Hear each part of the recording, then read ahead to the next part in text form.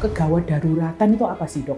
Tidak hanya tindakan pertolongan oleh tenaga medis, karena kejadian kegawat daruratan bisa terjadi di tempat di mana saja. Bagaimana cara mengatasi gawatan itu sama seperti kita membeli tabung pemadam kebakaran. Tetapi kalau seumpama kita lihat pasiennya itu tidak bernafas, kita lihat dadanya tidak bergerak, perut tidak bergerak, kita dengarkan tidak ada suara atau hembusan nafas sama sekali, atau nafasnya kayak gini.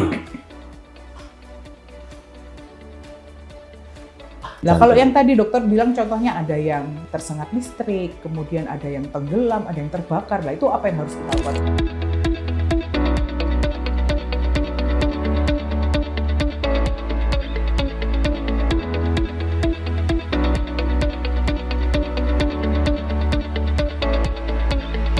Sobat Sehat Sutomo, kali ini kita kembali lagi pada acara podcast Kanal Informasi dan Edukasi Sutomo. Gelombang suara kami akan meningkatkan kesehatanmu. Kali ini kita akan membahas salah satu topik penting, yakni kegawat daruratan sehari-hari untuk awam. Mengingat banyak sekali kejadian henti jantung di masyarakat yang terjadi di tempat kejadian. Seperti yang kita tahu bahwa untuk menjangkau fasilitas pelayanan kesehatan pasti membutuhkan waktu. Nah, apalagi masyarakat desa yang mungkin jauh dari fasilitas pelayanan kesehatan. Seperti contoh kasus di Kabupaten Bangkalan, Madura, itu ada anak usia 9 tahun yang meninggal karena tersedak pentol. Pada podcast kali ini dengan saya Herdiani Sulistyo Putri, dokter spesialis anestesi terapi intensif, yang akan ditemani oleh narasumber kita yang terhormat Dr. Prihatma Kriswidiatomo.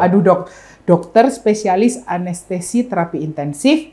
Ini bocorannya merupakan ketua abadi pada Simposium Emergency for Every Doctor. Wah, cocok ini berarti, Dok. Sedikit mungkin simposium ini tentang kegiatan emergency pengetahuan untuk dokter umum ya, Dok ya. Jadi cocok memang untuk tema kali ini, yaitu tentang kegawat daruratan pada awam. Baik, gimana kabarnya hari ini, Dok? Alhamdulillah. Alhamdulillah. Ya. Masih sibuk? Cukupan. Oh, cukupan.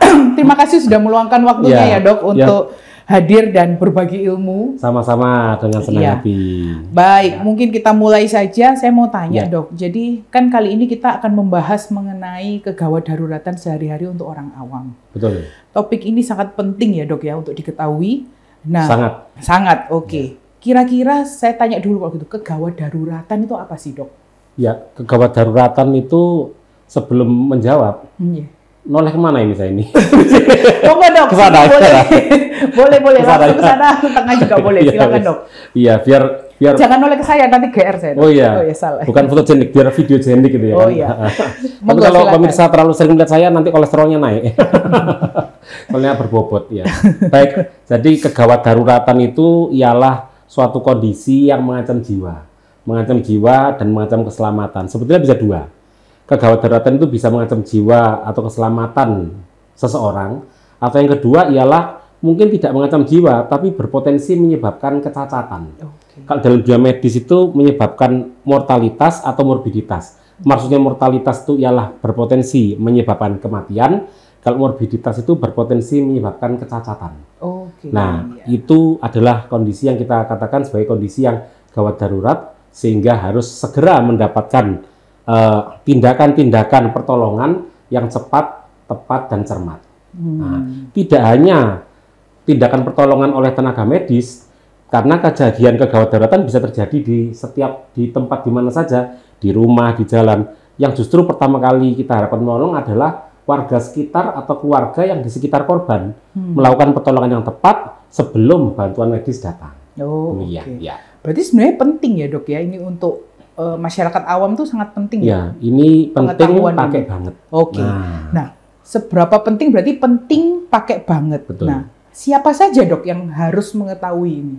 Apa sih kegawat daruratan maksudnya, atau bahayanya apa itu, siapa saja kira-kira? Yang harus mengetahui ini, kalau boleh saya umpamakan, ini sama seperti perumpamaan ilmu tentang ilmu kan ya, ilmu pengetahuan bagaimana cara mengatasi gawatan itu sama seperti kita membeli tabung pemadam kebakaran. Kita beli tabung pemadam kebakaran, emang kita berharap jangan sering-sering dipakai tabung ini. Kalau sering dipakai berarti kebakaran terus kan ya. Tapi kita sangat menyesal bila di rumah kita terjadi kebakaran dan kita tidak memiliki tabung pemadam kebakarannya itu. Jadi ilmu tentang kegawat daruratan itu wajib dan perlu untuk dimiliki oleh setiap warga negara, setiap kita, setiap individu, dan memang kita tidak berharap kita sering pakai ilmu itu. Berarti pasien sekitar kita, ada keluarga sekitar kita mengalami gawat, kan enggak berharap gitu ya. Tapi kita sangat menyesal ketika keluarga kita ada yang gawat, kita tidak memiliki ilmu bagaimana cara melakukan pertolongan. Kira-kira demikian. Jadi penting untuk setiap individu. Oke, baik. Contohnya apa, Dok? Yang sehari-hari aja, yang biasa mungkin ditemukan, yang kira-kira nanti bisa ditemukan oleh masyarakat gitu. Ya. Contohnya memang sangat banyak ya, karena banyak sekali penyakit yang berpotensi menyebabkan kegawatan, banyak sekali. Hampir semua penyakit kan kegawatannya atau penyakit kan level derajat keparahannya bertingkat-tingkat. Mulai dari yang ringan sampai yang berat. Ya, itu macam-macam. Apakah mungkin penyakit demam berdarah bisa, penyakit demam tifoid atau banyak orang bilang tipes itu juga bisa gawat. Kencing manis pun, diabetes pun, hipertensi pun kalau yang parah itu juga bisa gawat. Namun di sini ada beberapa kegawatan yang kadang pasiennya itu, korbannya itu semula tidak apa-apa. Begitu mengalami kejadian ini tuh mendadak dalam kondisi gawat. Padahal sebelumnya sehat walafiat. Nah ini yang sebetulnya kadang-kadang kita itu tidak bisa memprediksi. Nah ini yang contohnya ialah pasien henti jantung. Karena angka penyebab kematian tertinggi di Indonesia saat ini 3. 1 adalah serangan jantung, 2 adalah stroke, 3 adalah kanker. Jadi jantung menduduki peringkat tertinggi penyebab kematian di Indonesia. Oleh karena itu serangan jantung ini berbahaya. Dan korbannya belum tentu yang sudah lama sakit-sakitan. Korbannya bisa jadi atlet, korbannya bisa jadi sedang olahraga. Kemudian iya. Seperti kasus-kasus ini ya, yang barusan itu ada, betul. Di ya. beberapa media itu banyak berseliweran di medsos itu, lari pagi tiba-tiba ditemukan meninggal. Betul. Bahkan direktur perusahaan sedang pidato, profitnya turun gitu, itu serangan jantung. Nah, karena emosi kemudian meninggal. Padahal sebelumnya nampaknya sehat. Nah, ini yang perlu kita waspadai. Selain itu juga ada kegawatan lain, misalnya kayak korban tadi itu yang disebutkan tadi itu tersedak makanan pentol, daging ya, makan sambil bercanda, lari-lari, kemudian tersedak, menyumbat saluran pernafasannya, itu kalau tidak segera ditolong dalam waktu 3 menit bisa henti jantung. Nah, kemudian juga ada misalnya tersengat listrik, korban tenggelam, kebakaran dan sebagainya. Itu adalah masyarakat yang sebelumnya sehat, begitu mengalami satu kejadian itu langsung bisa menjadi korban gawat darurat. Berarti itu waktunya sangat sempit ya, Dok ya? Betul. Kalau kita tidak segera melakukan pertolongan awal yang cepat, tepat ini penting, cepat, tepat dan cermat, maka tenaga medis sampai sana khawatirnya sudah tidak ada, ya, sudah meninggal. Jadi kita perlu melakukan pertolongan itu agar tenaga medis datang, pasiennya korbannya masih hidup sehingga bisa mendapatkan pertolongan yang lebih baik lagi dari tenaga medis. Kira-kira sikapnya harus bagaimana, Dok? Contoh yang tadi. Contohnya apa nih? Tadi kan dokter bilang yang paling sering atlet nih lari atau lagi olahraga futsal gitu ya, kayak yang Haji Masaid itu kalau nggak salah, almarhum ya. Itu kan dia sedang futsal, kemudian dia tiba-tiba pingsan, nggak sadar diri, ternyata dibawa ke rumah sakit, beliaunya sudah tidak ada, meninggal lah. Kayak seperti itu, kita harus gimana ya? Maksudnya sebagai awam gitu, mungkin yang ada di teman-temannya yang lagi futsal lah, itu harus bagaimana? Ya baik, sebelum kita menjawab secara detail pertanyaan tersebut, kita perlu ingat kaidah menolong pasien gawat darurat. Kaidah pertama ialah pastikan kondisi aman dulu. Pastikan kondisi aman untuk penolong ya, Dok? Aman untuk kita dan aman untuk korbannya. Kalau kata guru saya itu, ini untuk dokter tapi mungkin bisa diaplikasikan, dead doctor cannot help ya. Dokter itu kalau meninggal nggak bisa nolong gitu Anda sebagai penolong, kalau Anda dulu mengalami untuk dalam rangka menolong itu sudah Anda malah kena kegawatan yang sama gitu ya Anda tidak bisa nolong, malah jadi korbannya 1 dari 2. Contohnya misalkan ini ya, ada kecelakaan di tengah jalan, ya jangan nolong di tengah jalan. Jangan tengah lari, Anda ketabrak juga. Nah ini maunya nolong justru jadi korban. Ya, berarti ini maksudnya cari mungkin pinggirkan dulu atau apa gitu ya. Terus kaidah pertama ialah amankan situasi dulu. Kaidah kedua, jangan segan-segan untuk call for help atau minta tolong. Kaidah kedua. Kaidah ketiga, tolong sesuai kemampuan Anda. tolong sesuai kemampuan Anda. Jadi saya rasa 3 kaidah ini berlaku untuk semua pertolongan kegawatan apapun. Nah, kita coba kasus yang tadi disampaikan tadi, pasien ketika ada korban ya, bukan pasien ya, korban ketika olahraga futsal, lari pagi, sepeda, kemudian tiba-tiba terjatuh di depan kita. Nah, saat itu kita sedang di sana, apa yang kita lakukan? Yang pertama adalah kita segera menghampiri korbannya dan pastikan dulu lingkungan aman tadi. Betul yang dikatakan Dr. Ediani, kalau korban terjatuhnya di tengah jalan, maka kita amankan dulu situasi, kita pinggirkan dulu korbannya ke pinggir jalan. Itu misalnya. Jadi, atau kalau misalnya mohon maaf, kita menemukan ada korban terjatuh di dalam kamar mandi misalnya, maka ya kalau menolong di kamar mandi kan sulit ya, tempatnya sempit, maka kita geser dulu keluar dari kamar mandi. Jadi kita lihat agar lokasinya kondusif untuk kita melakukan pertolongan. 1. Kedua, setelah kita amankan situasi, berikutnya adalah kita lihat korban ini sadar apa tidak, masih ada respon kesadaran apa tidak. Caranya ialah 1, dipanggil dulu. Jangan-jangan ini ngantuk, ya kan bisa deh.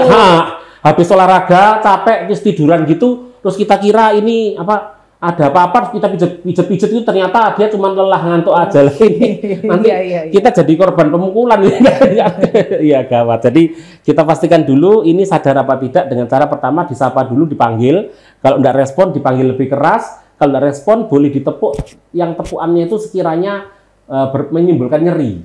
Jadi kita tidak hanya respon verbal tapi juga respon dicubit boleh nggak? Boleh dicubit. Kalau dicubit titiknya yang biasanya sering kita pergunakan boleh di kuku. Nah, kuku sini boleh, paling enak, atau mungkin di tengah dada sini. Tapi mungkin zaman sekarang kalau di tengah dada di area umum, apalagi kalau laki perempuan takutnya ada apa-apa ya, mungkin paling enak kuku itu simple sih saya rasa ya. Kalau kuku ditekan ini sakit ya, sakit betul. Jadi tepuk yang keras, mungkin sambil dipanggil Pak, Mas, Mbak, begitu ya. Kemudian tidak ada respon, cubit kukunya untuk memberikan nyeri begitu, kita lihat respon apa tidak. Kalau respon ya sudah, siapa tahu memang ini bukan pasien gawat, mungkin kelelahan aja atau ngantuk. Nah, tetapi kalau ternyata diberikan respon, pasiennya tidak ada respon sama sekali, dipanggil tidak respon, berikan nyeri juga tidak respon, lah ini betul, ini yang namanya pasien dalam kondisi gawat darurat mengancam jiwa ini. Pasien seperti ini. Nah, kalau pasien seperti ini, maka yang Anda lakukan berikutnya adalah segera call for help, minta tolong. Karena siapa ini dong tolong ya? Minta tolong itu kalau ke rumah sakit enak ya, banyak bisa nolong. Kalau di tengah jalan itu ya tentu pertolongan pada orang-orang sekitar. Ya Anda boleh minta tolong ke siapa saja. Kalau misalnya di jalan juga tentu ada yang lewat, orang berjalan kaki atau apa. Kalau di lapangan olahraga tentu ada pemain yang lain ya, main futsal kan banyak gitu ya. Penonton itu kita minta tolong untuk membantu pertolongan, atau kalau memang tidak ada orang sama sekali, misal di rumah Anda berdua dengan keluarga Anda, ternyata keluarga Anda menjadi korban, maka Anda menelpon. Segera menelpon, boleh minta tolong tetangga, ataupun segera menelpon ke nomor telepon emergensi, nomor telepon ambulan. Jadi di atasnya telepon itu, nomor telepon penting itu harus ada itu. Berarti kalau speed dial tuh harusnya nomor 1 ambulans ya dok ya? Nomor ambulan, kepolisian, ya pemadam kebakaran itu penting. Jadi Anda segera call for help. Karena menolong korban seperti ini tidak bisa sendirian. Kalau Anda sendirian, hasilnya tidak optimal, Anda akan kelelahan sebelum korban terselamatkan. Jadi memang butuh bantuan orang lain untuk melakukan pertolongan. Nah, minta tolong. Setelah minta bantuan, jangan menunggu bantuan datang baru nolong. Ini seringkali, ayo cepetan tak tunggu ya gitu ya, telepon ya. Cepetan, kamu kapan? Oh 10 menit lagi, udah tak tunggu lah. Terus kita membiarkan korban saja, ini tidak betul ya. Jadi begitu kita minta telepon sambil menunggu penolongnya datang, atau kita manggil orang, tolong, dia lari ke kita. Sambil menunggu datang, kita jangan diam, langsung ke korbannya lagi. Kita lihat korban ini nafas apa tidak. Kepalanya ditengadahkan dulu. Kepalanya kalau bahasa Jawa sirah didangakno. Bahasa Indonesia kepala ditengadahkan. Ditengadahkan dulu kepalanya. Kemudian dilihat korban ini masih bernafas apa tidak. Melihat korban masih bernafas apa tidak sulit. Anda lihat aja dada gerak apa tidak. Perutnya gerak apa tidak. Anda dekatkan wajah Anda ke pasiennya, ada suara atau hembusan nafas apa tidak. Kalau ada gerakan dada, gerakan perut, atau mungkin terasa hembusan nafas, berarti korban ini masih bernafas. Itu pingsan gitu mungkin ya dok? Bisa jadi, bisa jadi pingsan, tidak sadar, tapi sebetulnya ini masih bernafas. Ya, dalam arti ya jantungnya kalau masih bernafas ya harusnya jantungnya juga masih berdenyut dengan moga-moga cukup baik ya. Tetapi kalau seumpama kita lihat pasiennya itu tidak bernafas, kita lihat dadanya tidak bergerak, perut tidak bergerak, kita dengarkan, kita dekatkan wajah kita ke pasiennya, tidak ada suara atau hembusan nafas sama sekali, maka atau gini, nafasnya seperti ini. Nah, mungkin ini jangan ketawa dikit ya, tapi agak lucu dikit ya. Nafasnya kayak gini. Oh, itu satu-satu nah, gitu ya dok? Satu-satu. Kalau orang Jawa itu gini, nafasnya Senin Kamis. Oh nah, iya betul. Kalau ini bukan Senin Kamis ini, nafasnya Senin saja ini. Oh, Senin ya. Selasa, Rabu, Kamis, Jumat, napa-napa. Sabtu, Senin lagi. Senin lagi baru. Terlalu jauh jalannya kayaknya. Lah kalau nafasnya satu-satu ini dianggap tidak bernafas. Ini sama seperti tidak bernafas. Nah, kalau ternyata korbannya tidak bernafas atau yang nafasnya satu-satu tadi ya dianggap tidak bernafas, maka berikutnya adalah dilakukan yang namanya pijat jantung. Ya, pijat jantung kalau bahasa Inggrisnya chest compression, kalau bahasa Indonesia pijat jantung. Gitu. Itu ada caranya ya dok? Ada caranya, betul. Nah, itu kan kalau yang untuk korban yang memang dia henti jantung ya dok ya, atau tidak bernafas itu tadi. Betul. Ya, tidak sadar, tidak bernafas, dianggap henti jantung. Nah, kalau yang tadi dokter bilang contohnya ada yang tersengat listrik, kemudian ada yang tenggelam, ada yang terbakar. Lah itu apa yang harus kita lakukan? Kalau misalkan yang saya tahu nih, saya kan juga ibu-ibu ya dok ya. Ya walaupun juga saya dok, oh ya, walaupun saya juga dokter gitu ya, tapi kan namanya ada ilmu atau apa ya, mitos dari orang tua itu kan pasti ada ya, kayak kalau terbakar ya kasih aja ini mentega lah, minyak, kecap. Kalau menurut saya kok malah jadi masakan itu nanti. Betul, iya. Kasih bawang goreng dikit sambal enak ya. Jadi mie nyemek nanti, salah ya. Jadi apa dok kalau misalkan terbakar ini gimana dok? Yang benar ya buat awam ini kan kita cuman mitos-mitos yang didengar. Bener nggak sih dok kita kasih sesuatu yang mendinginkan kan? Karena panas nih ya. Nah kan kita harus memberi odol atau pasta gigi itu kan sesuatu yang mendinginkan. Betul nggak? Kalau terbakar amarah kita berikan kata-kata yang mendinginkan hati cocok. Oh iya. Baik. Waduh, Dr. Priyatma ini memang terbaik. Bapak. Oh iya, oke. Tapi karena ini terbakar api, ya ini penanganannya lain. Baik. Ini kalau ada korban terbakar api, yang pertama kita lakukan adalah satu, amankan situasi. Jangan langsung mendekati, nanti yang terbakar dua. Oh iya, maksudnya tidak boleh nambah korban ya? Tidak boleh nambah korban, ya. Baik, terbakar api, itu apa namanya, yang pastikan amankan situasi dulu. Nah, terus segera hentikan proses terbakarnya. Segera hentikan proses terbakarnya ini ada dua kemungkinan. Satu, kalau memang dia terbakar api atau dia memegang sesuatu yang panas, tapi yang terkena itu misalnya hanya tangannya saja. Tangannya misalnya nggak sengaja memegang apa yang panas ya, kena panci atau tersiram air kuah soto yang panas ya. Satu. Atau yang kedua, dia terbakar seluruh badannya. Itu juga bisa. Oh iya, kayak yang misalkan ledakan kompor atau apa gitu ya dok ya. Ledakan LPG, atau kalau malam tahun baru itu mercon, kembang api, pabrik mercon terbakar, itu yang terbakar seluruh badannya. Kalau yang terbakar, yang pertama yang bahaya dulu kali, yang terbakar seluruh badannya, maka yang kita lakukan adalah ada tiga kaidahnya. Dia pasti panik, terbakar pasti panik, lari-lari begitu ya. Ini berbahaya. Satu, stop. Dua, drop. Tiga, roll. Stop, drop, roll. Maksudnya apa? Kita bilang dia, stop dulu, jangan lari-lari. Ya, dia pasti panik. Gitu, diem, stop, diem. Terus kemudian drop. Dia jatuhkan badan. Terus roll, dia berguling-guling. Itu adalah cara yang cukup efektif untuk memadamkan kalau seluruh tubuh kebakar. Jadi stop, jangan lari, nanti malah dia jadi nambah korban yang lain. Dua, drop, dia jatuhkan badan di bawah gitu, kemudian dia roll, dia berguling-guling di sana. Stop, drop, roll.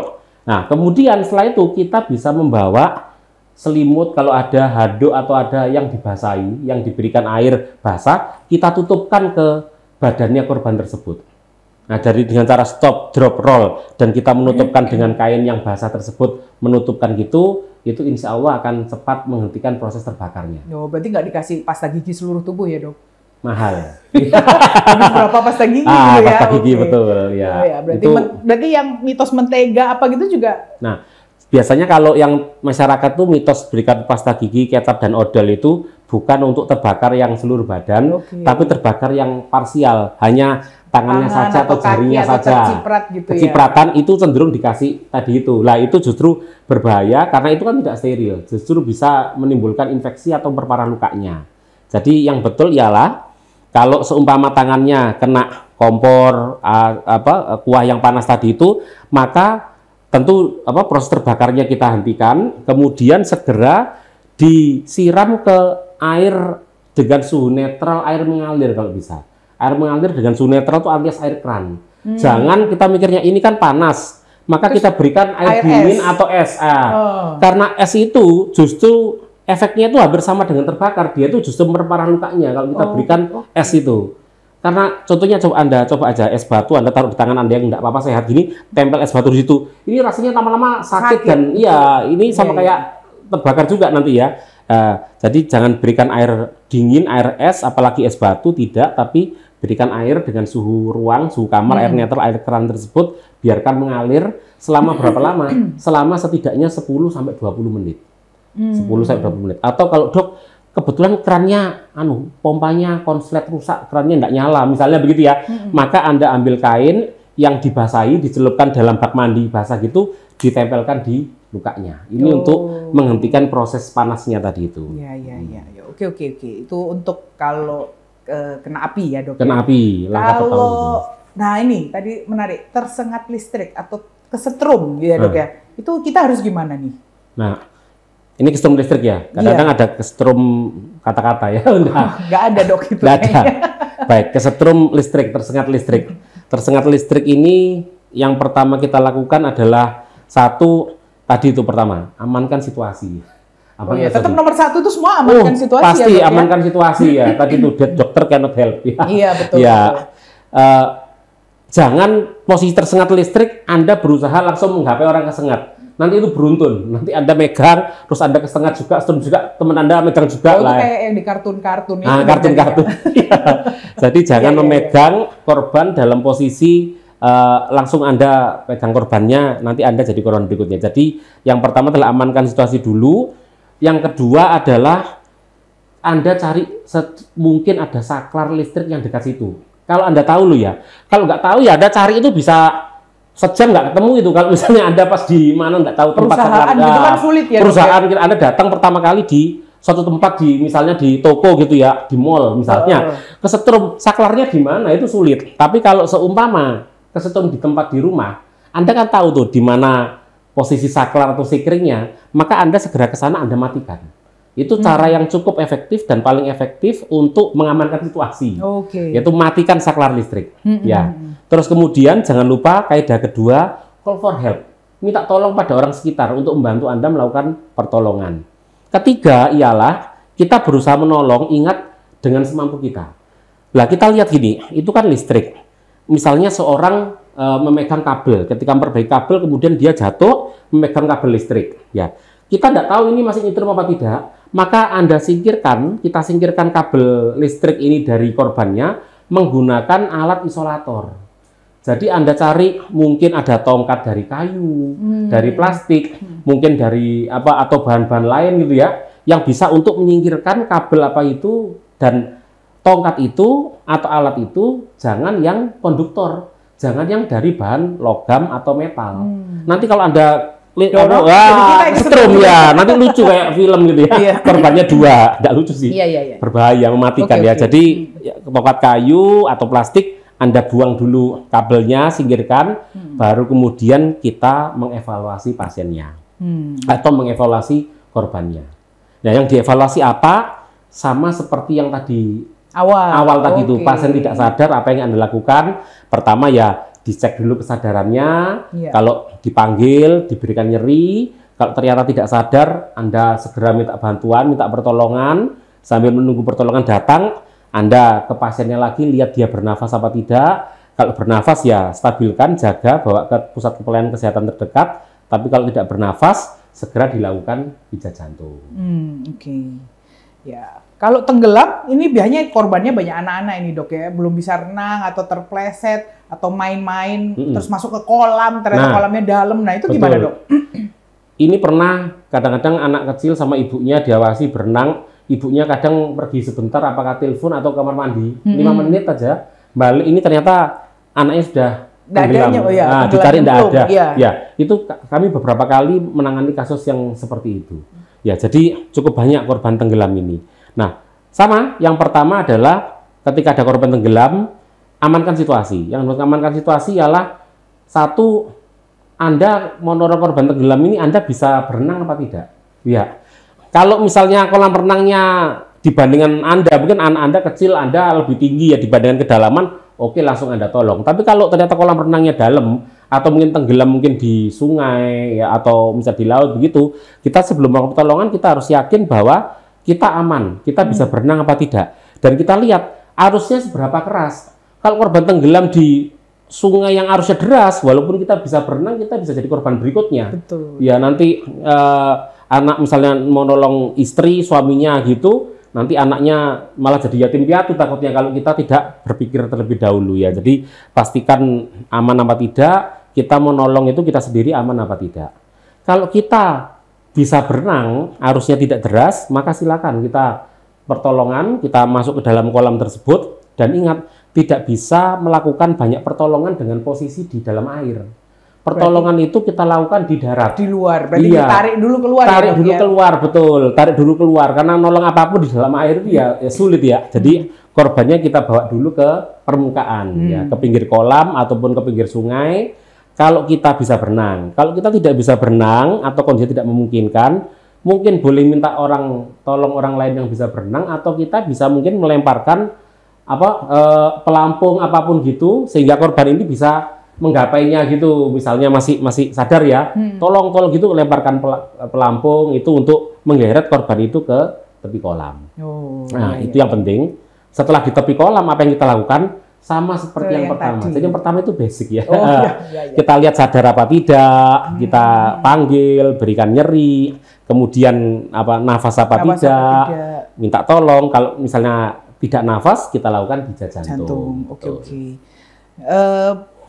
Berarti tinggal satu dok yang belum jawab. Kalau tersedak gimana dok? Itu sering banget itu dok. Tersedak, iya. Gimana dok? Kita harus menolongnya gimana? Saya lihat itu yang kalau di film atau di apa itu kalau anak-anak ya dia dipangku dibalik gitu terus dipukul punggungnya. Itu gimana itu dok? Ya kalau anak-anak ya, tapi kalau anaknya orang umur 18 tahun dipangku ya patah tulang yang mangku. Tergantung. Yang patah tulang yang mangku ya dok ya, bukan anaknya. Apalagi anaknya seukuran saya gitu. Nah, kalau misalnya untuk dewasa gimana sama yang mungkin anak-anak gitu, berarti berbeda ya? Berbeda. Ya, kira-kira gimana dok? Bisa dijelaskan? Bahkan anak sama bayi berbeda juga. Jadi strateginya kalau ini tersedak ya, tersedak dalam hari ini hati-hati ada beda tersedak sama kalau mohon maaf orang Jawa itu bilang kelelekan ya. Jadi ada dua di saluran di mulut kita, itu belakang mulut kita itu ada dua saluran. Satu saluran nafas, satu lagi saluran makanan. Ada yang bilang ini adalah tenggorokan sama kerongkongan dia. Nah, kalau masuknya ke saluran makanan, yaitu namanya kalau yang orang bilang itu kelelekan tadi itu, kalau orang bahasa Jawa kelelekan. Yaitu ya tinggal ditelan saja kalau masuknya ke saluran makanan. Cuman yang kedua ini yang bahaya. Yang pertama itu bahaya tapi tidak terlalu ya. Yang kedua ini yang bahaya itu masuk ke dalam saluran nafas. Nah ini yang tadi dibilang tersedak tadi itu. Bahasa Inggrisnya itu choking. Choking itu makanan atau apapun itu benda padat masuk ke dalam saluran nafas. Itu kalau sampai buntu total saluran pernafasannya dalam hitungan 3 menit, maka seseorang itu bisa henti jantung. Walaupun sebelumnya dalam kondisi sehat. Begitu tersedak, buntu total 3 menit jantung berhenti. Apalagi kalau sebelumnya misalnya sudah orang usia tua, ada penyakit sebelumnya, itu enggak sampai 3 menit. Tersedak itu buntu total nafasnya enggak sampai 3 menit, 1-2 menit sudah berhenti jantung. Kalau sebelumnya kondisinya sudah ada penyakit yang diderita. Nah, apa yang kita lakukan? Yang kita lakukan pertama, pasien kita suruh sekuatnya untuk batuk. Nah, jadi di paru-paru kita itu ada cadangan udara. Yang kalau ada makanan masuk ke dalam saluran pernafasan, pasien disuruh batuk sehingga dengan batuk itu udara dari dalam paru-paru itu dipaksa keluar. Harapannya mendorong makanannya itu ke mulut keluar. Nah, bisa dikeluarkan, bisa dimuntahkan gitu ya. Itu harapannya. Pasien disuruh sekuat mungkin batuk. Kalau cara pertama itu tidak berhasil, gagal, maka kita dengan cara yang dalam medis disebut sebagai back blows. Back blows itu tangan kita memukul pertengahan dari punggung dari pasien. Jadi pasiennya, misalnya pasiennya ini saya penolongnya, pasiennya menghadap ke dinding misalnya, ke depan saya gitu, saya dari belakangnya pasien, tangan kiri saya itu memeluk dadanya pasien, tangan kanan saya itu menepuk punggungnya. Oke. Kalau nggak dipeluk gimana? Kalau nggak dipeluk Anda pukul ya pasiennya jatuh, nyosop. Jatuh. Jadi tangan kita menahan, tangan kiri menahan dadanya pasien, tangan kanan kita menepuk pertengahan dari punggungnya pasien. Kita lakukan itu sebanyak 3 sampai 5 kali. Ya, oke. Kalau tidak berhasil, baru Anda lihat yang sering di film-film ya kan, di TV-TV itu namanya Heimlich maneuver. Heimlich maneuver itu ialah kita meletakkan tangan kita, 2 tangan, jadi pasien di depan kita di belakangnya pasien, kita peluk pasien itu dari belakang. Tangan kita letakkan seperti ini, genggam begini, kita letakkan di sekitar ulu hati pasien. Ya, kemudian kita dorong dengan arah ke belakang ke atas. Jadi belakang ke atas. Harapannya apa? Harapannya dada ini yang isi udara ini kita kecilkan volumenya sehingga udara itu bisa mendorong makanan itu bisa keluar. Jadi Heimlich maneuver itu yang biasanya teman-teman lihat gitu. 3 cara itu, pasien disuruh batuk, back blows punggungnya ditepuk ya tentunya dengan cukup keras ya. Ketiga adalah Heimlich maneuver tadi itu diharapkan bisa untuk mengeluarkan makanannya keluar. Kalau seumpama gagal, kemudian akhirnya pasiennya tidak sadar dan berhenti nafas, maka kita kembali ke yang tadi itu, dilakukan pemeriksaan yang awal. Kalau misalnya gagal dan jantungnya berhenti. Oke, menarik ini dok. Nah, untuk bisa menolong sebagai orang awam ya dok ya, kita anggap misalnya saya awam gitu, untuk bisa menolong korban, ini kira-kira ada perlu persiapan secara dini nggak ya dok ya? Gimana ya supaya saya bisa menolong gitu, gimana dok kira-kira? Ya, agar masyarakat bisa menangani kegawat daruratan, terutama bila ada korban di sekitar mereka. Yang pertama tadi itu niat dan kemauan. Karena yang jadi problem saat ini di Indonesia itu ialah bila ada korban itu bukan menolong, tapi mengabadikan melalui medsos ya, di video, diviralkan, tapi nolong sih enggak. Dan apalagi kalau ada korban di pinggir jalan begitu, udah dia itu memperlambat kendaraannya, memvideo, bikin macet ya, sudah tidak membantu malah bikin kemacetan ya. Jadi yang pertama adalah niat menolong dan kemauan menolong. Tapi biasanya niat sama kemauan ini akan ada kalau dia itu pede untuk melakukan pertolongan. Nah, untuk pede ini butuh 2 lagi. 2 apa? Yaitu kemampuan dalam hal keilmuan dan kemampuan dalam hal fisik. Nah, kemampuan dalam hal keilmuan dan kemampuan dalam hal fisik tentunya. Nah, berarti kalau fisik ya kita tahu ya mungkin nggak kalau anak kecil banget gitu kan ya nggak mungkin dia atau bisa yang nolong usia lanjut banget itu kan, disuruh pijat jantung gitu dia sendiri udah umur 75 tahun ke atas itu nanti berbahaya justru. Betul, fisiknya. Juga, mungkin kalau anak kecil kan dia nggak kuat untuk mijet jantung orang besar gitu ya. Ya tentu saja kalau yang terlalu kecil ya. Nah berarti kira-kira ada nggak ya dok ya pelatihan khusus untuk awam atau supaya bisa menanggulangi ini ada nggak? Ya. Jadi yang namanya ilmu itu bukan ditunggu, tapi ilmu itu dijemput. Ya, teman-teman kalau emang merasa membutuhkan ilmu ini, karena ilmu menolong gawat darurat itu tidak hanya untuk menolong orang lain, bahkan suatu saat menolong keluarga kita. Keluarga yang kita sayangi itu kita butuh ilmunya. Jadi jangan menunggu kapan saya dikasih ilmu, enggak, tapi Anda menjemput ilmu itu. Karena sangat banyak sekali acara-acara updating keilmuan, penanganan gawat darurat untuk orang awam, untuk masyarakat luas itu banyak. Apakah diselenggarakan oleh banyak organisasi masyarakat ataupun Rumah Sakit Dr. Sutomo sendiri ya seringkali bekerja sama dengan Fakultas Kedokteran UNER atau diselenggarakan oleh KSM di bawah ruang lingkup Rumah Sakit Dr. Sutomo banyak sekali yang menyelenggarakan misalnya nih pelatihan BHD, bantuan hidup dasar, ada namanya BLS community basic life support, komunitas basic life support itu yang kita latih itu sudah sampai ribuan itu. Mulai dari kadang kita pernah melatih masyarakat umum, pernah kita latihan di mall juga untuk pengunjung mall ya, atau juga pernah kita melatih di suatu pondok pesantren ya, masyarakat siswa-siswa pondok pesantren tersebut, ribuan yang sudah kita latih. Dan pelatihan itu terus-menerus ada, teman-teman tinggal browsing aja. Pelatihan untuk awam itu ada yang berbayar, ada yang free. Banyak sekali yang free. Teman-teman bisa ikut ya. Baik pelatihan itu online maupun offline. Tapi kalau untuk pelatihan gawat darurat, usul saya hadiri yang offline ya. Karena teman-teman nggak cuma butuh ilmunya, tapi juga butuh pengalaman melakukan pijat jantung prakteknya. Di sana ada manekin harus betul. Kalau nggak ada manekinnya, hanya melihat saja yang ilmu kita dapatkan sedikit. Tapi kalau kita langsung praktekkan pada manekin atau boneka yang dia sudah didesain khusus menyerupai tubuh manusia gitu ya, nah itu kita akan semakin dapat banyak ilmunya dan kita semakin pede untuk melakukan pertolongan pada korban yang membutuhkan. Baik, baik. Jadi sebenarnya ini hal-hal penting mengenai penanganan kegawat daruratan ini yang ingin diketahui Sobat Podcast mungkin banyak dok, cuman sayangnya waktunya terbatas. Jadi kalau untuk Sobat Podcast sekalian mungkin ingin bertanya lebih lanjut bisa menghubungi website Sutomo atau apabila ada yang berminat untuk pelatihan juga dapat menghubungi kami untuk bertanya. Karena harapan kita ya semua masyarakat ini bisa menjadi life saver gitu ya dok ya.